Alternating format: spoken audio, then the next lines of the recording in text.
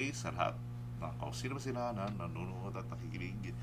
This is Zeno Basila and finally after a year nakapag-post na naman tayo ng bagong video, which today hindi po siya isang playthrough ng kahit anong game kasi wala tayong oras maglaro ng mga games para sa isang gaming channel tulad ko. Pero yan, ito po, ngayon kasi nabibisi tayong gumawa ng sarili nating indie game. Yan, ito po yung ating project. We call it Project Sixpot. Yan, for now. So, Sixpot ka. Kasi, it's para UX, POT. Bakit yun ang title ko? Kasi, yung pot, kasi mapapansin nyo yung ulo ng video natin. Ano na siya talaga eh. Paso siya, bonsai siya na nakalagay sa paso. Tapos parang may nakasakay siya sa ano ito, parang mecha eh, na nagpapalit ang combination. So, itong ginagawa kong game, para siyang, gusto ko sana siyang gawin parang Metroidvania style na platformer. So, yung stage naman, mabilis siya i-set up eh. So, ganyan, yung mga mechanics siya, marami pang bug. Siyempre, kagagawa pa lang. So, ang pinaka-gimmick talaga nitong game na to is you have, first of all, makita doon sa corner, meron siyang tatlong bar. So, yun yung nagsiserve as kanyang HP and resource na rin para sa per attack. Tapos, itong game na to, gumagamit na siya ng tatlong buttons maliban sa directional button. So, triangle, square, circle, PlayStation. Ngayon, makapansin yung aura niya, may mga shape siya na based doon sa kung anong pinindot mo na button. So, circle, square, tapos mamaya triangle. Yan. Tapos, kaya siya tinawag ka six spots kasi yung pinaka-gimmick niya besides doon sa tatlong attack lang yung nagagawa is nakapagpalit-palit siya ng form depende doon sa combination and sequence nung kung paano pinindot yung tatlong buttons, yung tatlong attack niya. Tapos yun, palitan naman siya ng ibang anyo. Ayan, palitan naman siya. So, and bawat job, sa tawagin na natin si job yun sa 6 na yan, yung 6 na job na yun, nakakapagpalit-palit siya. May kanya-kanya skill yun. Yung, di ba, sinabi ko, triangle, circle, square lang naman yung button nila. So, bawat isa sa kanila, may kanya-kanyang version ng kung ano yung skill na nagagawa ng button nila. So, for this example, ito, I'm showing you the beast form. So, itong pating na mukhang bulldog na form na to, yan, kaya niya magtalim ng puno na namubunga. Tapos kaya niya kainin yan to restore HP. Tapos, tapos yan, magkakanto siya ng mga poisonous mushroom. Yan. So, yung mobility mechanic naman niya mukhang okay naman. Meron siyang wall climb, dash, yan. So, ito, yung next form niya, yung mapapansin nyo, nung gumawa siya tatlong combo, napalitan naman siya ng ibang form. Ito, archer. Tapos ito, yung tinatawag natin, knight. Mamaya, explain natin kung bibigyan natin ng highlight yung bawat job kung ano nagagawa nila yan.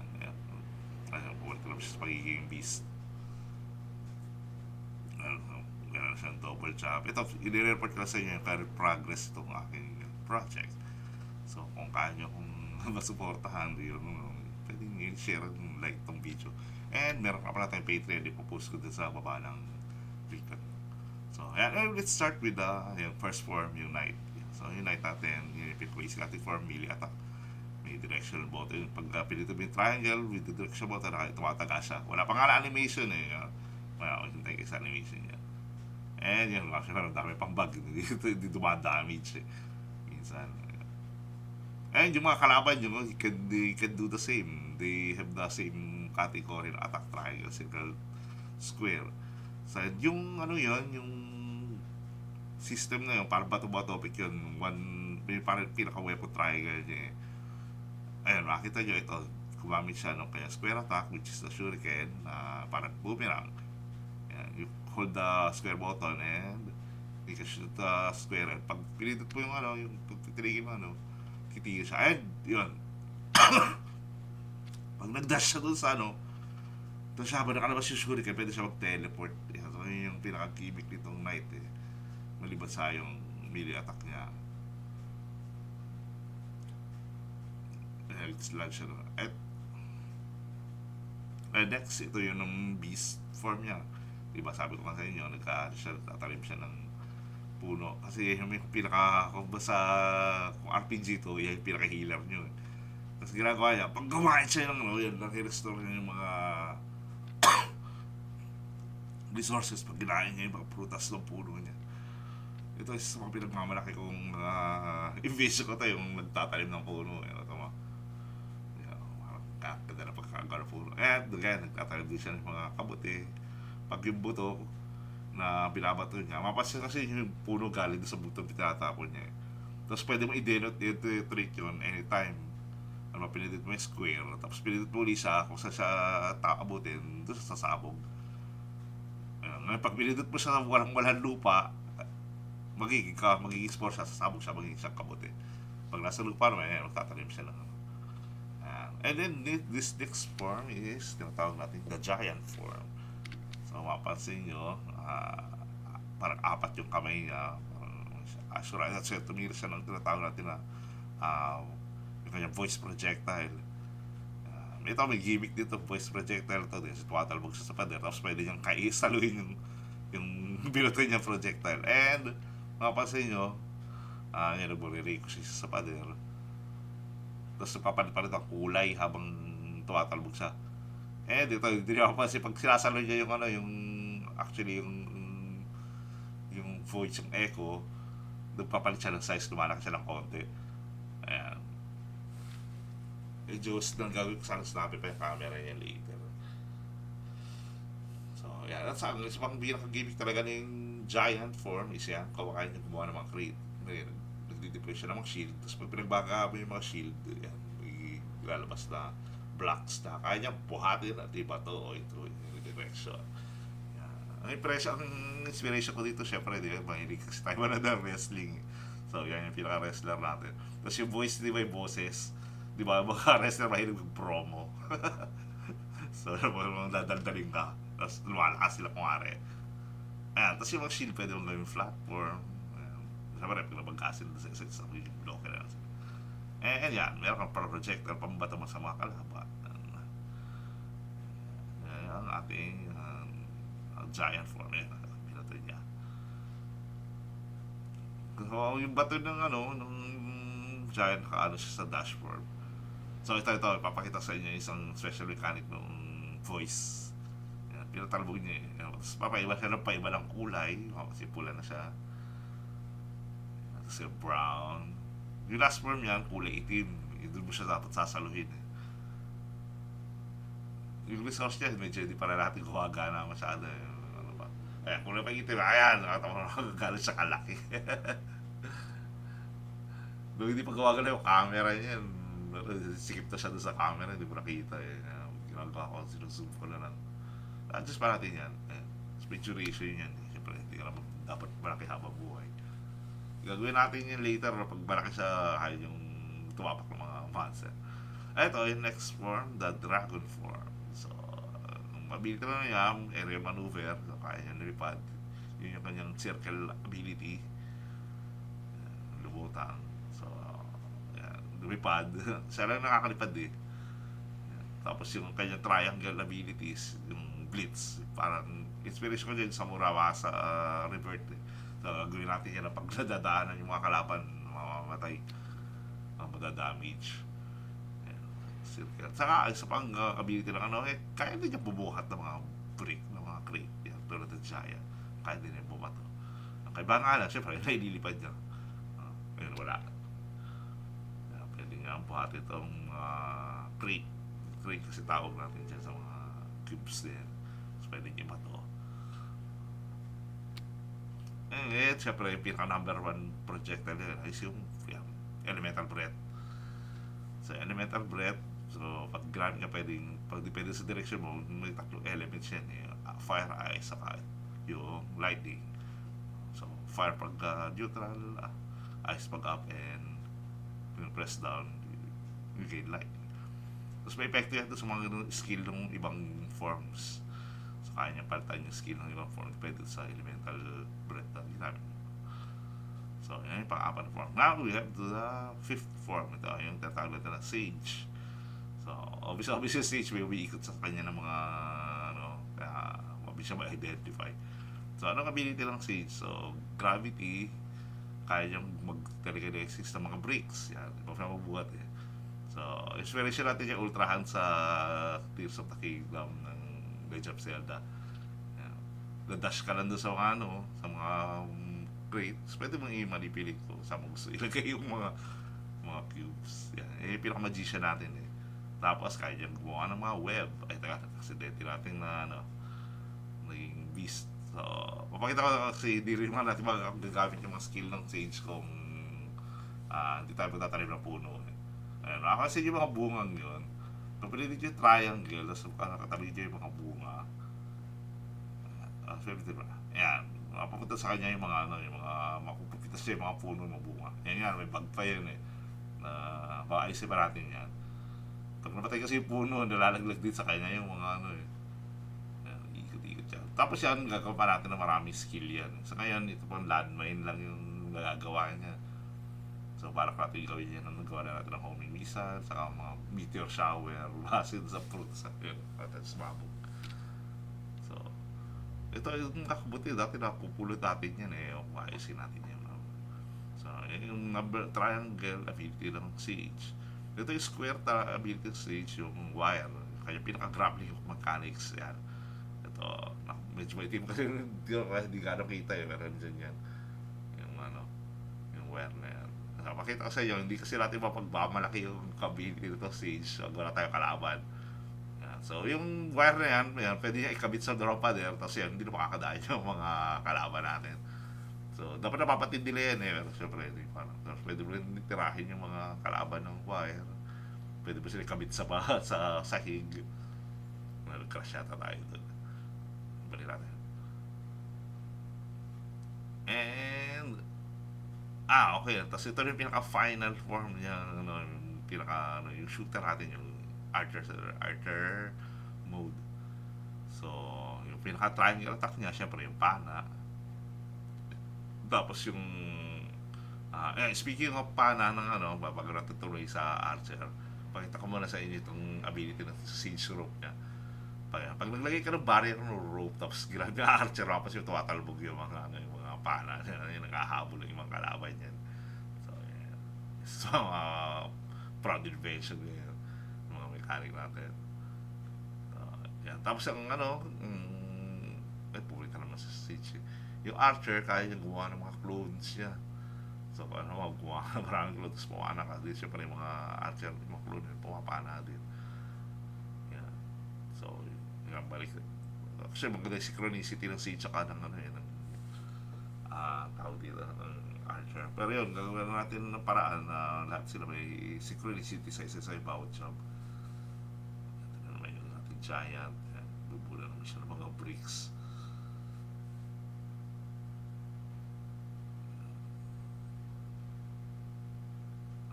Ano ba balak kong gawin dito? Hindi ko na alam. Sabi ko kung ano, kung gusto yung supportahan, magkuha na ako ng Patreon ko na ipopost ko rin mamaya. So, iisip tayo ng yung i-record. Ayan, ito pala yung tinatokoy ko, yung sa Dragon, di ba? Nag-iba yung ano eh, nung bumubuga siya ng apoy, naging apoy na rin yung shield na nilagay. Actually, ano na, pag binaggamay siya ng fire shield, magiging fire crate yan. Parang nawala yung mga kalaban. Medyo lonely na to. Ano to? So, ayan pa, isa pang ano, na mechanics siya. Pag na-deplete niya yung isang resources, papansin niyo yung parte ng katawan niya, nag-iiba na kulay yun. Ano, so, although, hindi ka hindi nakaka-attack pa rin. So, sa tamaan ka ng kahit isang attack, matatanggal yung ano, matatanggal yung isang part na yan. So, yung mechanic na yan. So, for the character to die, kailangan siya, maubos niya lahat yung mga depletion. Ma-deplete lahat ito, kalaban lahat itong mga parts niya. So, triangle. So, Sixwarius clone. And ito yung sa kanya circle attack na nakabit sa mga dash. Yung tatawag natin na Chronosphere. So, nakapit siya para siyang reload na nakalagay dyan. Kaya mag-absorb ng mga pana na i-hold yung pana tapos hahanap siyang target. Mamaya papakita natin kung paano talaga maghana yan. Pagkakauting sa kalaban, hindi natin ano eh.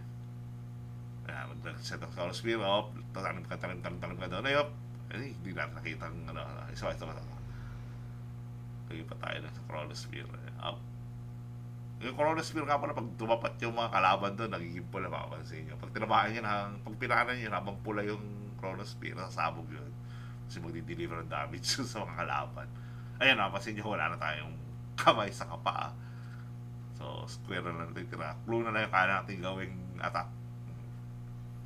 Pag nagano'n ka, hintay ka ng mga ilang ano, time para ma-prefill yung resources mo, para mabuhuli yung ano, maghiluli yung mga parts mo. So, hanggat hindi nila nadideplete lahat ng tatlong stars mo, hindi ka mamamatay. Pero syempre, ingat ka pa rin. Ito, yung isang ability. Pero pag pumana ka doon sa loob ng chronosphere mo, pwede mo magiging kulay blue siya, tapos nagiging pula yung araw mo. Yung pulang araw na yun, nagiging piercing shot siya, tapos pag tinamaan mo yung mga kalaban, biglalakad sila pa urong. Gusto ko sana yung gaya din sa yung sa Legend of Zelda na Tears of the Kingdom, yung recall, yung nagpapabalik ng time. Yun. So para successful naman, naglalakad sila pa urong, tamaan sila ng pulang araw. And gagawin na naman natin itong kalokohan na to. Pakita ko sa inyo sa synchronicity ng Giant saka ng Beast Form. So, Beast Form na ako. Saan natin i-team. Siyempre, malaki tayo. Siyempre, tapos nagtatanim tayo ng mga puno. Kasi nyo yung puno natin, malaki din. Siyempre, pag malaki yung puno, ito, sa puno, malaki din yung prutas eh. Tapos siyempre, yung panay mo, malaki din. Kasi ako, di ko magawa na pag nalaglag ng mga prutas na, na malaki pa rin siya eh. Pero kung pinitas siya ng sage, yun ako kasi yun. Ano sa dala mo na malaking prutas. Ayusin natin yan. Gusto natin yung malinis yan. Naglaglagan yung mga prutas. Yung pag namatay na kasi yung puno, nalalaglag na yung mga prutas sa ano. Kasi mga prutas yan, gagawin natin later. Lalagyan natin ng kanya-kanya ability. Ayun nga pala, papalit-palit din ng ano yun eh. Ng yung mga prutas, by the way, nagpapalit din siya ng element saka ng itsura niya. Depende sa element na binuga ng dragon. Saka kung saan mo siya tinanim. Yan, ba't tinanim mo siya yung puno doon sa pader, iba itsura ng puno ng lalabas. O tinanim mo siya sa kisame. Yan. Hindi mo makita ko yun. Nalimutan ko yun. Record. So, ayan mo. Ang aking progress ng ating gameplay ngayon. So, ito yung papakita ko sa inyo yung mga gameplay for the meantime. So, sa mga gustong tumulong, buunin tong game. So, libre na. Gagawin ko naman to. So, ako lang po nagpo-program ito. Ako nagde-design ng lahat. Ng drawing, ng art, ng design. Tinulungan ako ng ChatGPT para doon sa code. Pero, I'm proud of this project. Sana matapos natin ngayong taon. So, actually, ginagawa ko na ito ng 5 taon na. Hindi naman 5 taon. Design para paulit-ulit din eh. Ginagawa ko, tapos ulitin ko rin. Ito, parang ginawa ko na siguro ito ng 5 buwan eh. Pagkatapos ng mga trial, yung 5 taon na trial and error eh. Nakatulong ni ChatGPT. Kasi hindi ko na kaya naisipin masyado yung tatanong mo na sa kanya. Pero siyempre, si ChatGPT, hindi naman perfect yan. Marami pa rin mali yan. Pero at least, nakakapag-isip siya ng mga idea, yung mga gusto kong idea yung gawin. At least may ano siya, may tulong. Hindi ko na kailangan isipin mula sa hindi ko kailangan i-research masyado. Kasi pag nag-research ka, tagal-tagal nag-research, tapos hindi yun ng mga over. So, ito ka pa ng game na tayo, ginawa gamit ang Godot 4.5 na yata ang ginagamit ko. Marami sa yung pinakalitas ang Godot eh. Kasi yung maraming pang bug itong sa kalaban, tulad ito sa kalaban na to, patay na siya dapat eh, 0% yung buhay niya, diba? So ewan ko sa pupunta yun. Yeah. Ability pala yung beast, yan, talim sa kumain ng concept wise parang weirdo nung character eh. Ito pa yung archer. Yung archer kasi parang yung bawat job nga pala may parang kanya-kanya silang affiliation. So for example, gagawa na natin ang lore to. Yung archer, affiliated siya sa time. So kaya yung mga skill niya, ganyan, na chronosphere, nagdadala ng gumagawa ng mga clone. Tapos pag yung dash nga niya, pag dash siya, dire-diretso yung takbo niya eh. Kasi kakabayo siya yan, tulad yan, ginawa ng clone pala. Tapos So ito yung beast type. Ewan kasi yung green na naman kasi wala na yung natap, napuruhan yung kanyang ulo ng kung ano yung specific na attack na nakakapagpa-damage sa ulo niya eh.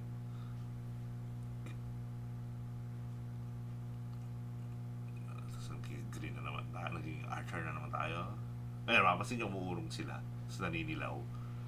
Pag tinamaan sila ng pulang araw. Ano ko, mabag pa yan eh. Tapos yung pula, ayun, sumap. Kaso ito may bag, ayun ko ba't may bag to eh. Yeah. So far, update ko na lang kayo sa mga current na kung development ito, update ko kayo regularly. Para malaman nyo kung ano progress. Siyempre, ilalabas sa atin ito, kung gusto nyo, try yung game, pwede kong ngayon bigyan ng parang simple stage lang, agawa ko ng simple stage. Kasi pwede mabibisang gumawa ng stage dito eh. Yung mga artwork lang niya, medyo bati pa. Yan pa lang. Raisi natin niya. Pero yung kung ano ba, yung playable na game, kaya na to. Kaya natin gawa ng mabilis ng kahit isang stage man lang para matest nyo eh. So, ayan, pwede bang yung Dragon, bubuga na po. May bug at dami talagang bug nito.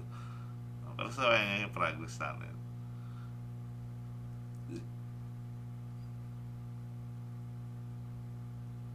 Kasi pala yung mapapansin may mga bumabagal-bagal na kasi din yan eh.